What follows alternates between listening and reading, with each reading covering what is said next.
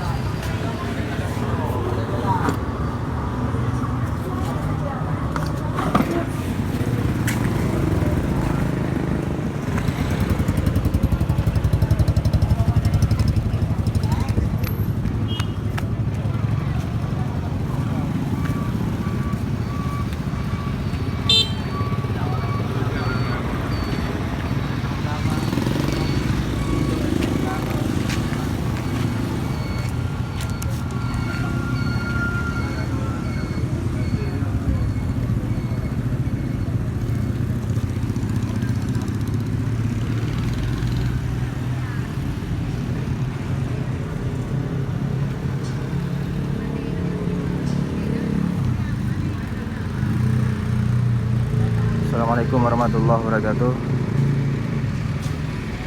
Izin melaporkan ada kejadian kecelakaan tunggal truk yang terjadi tadi subuh, tepatnya pada hari Minggu tanggal 29 Maret 2020.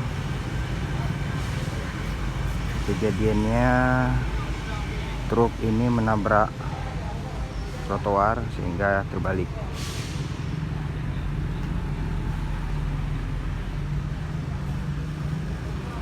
Untuk korban belum diketahui.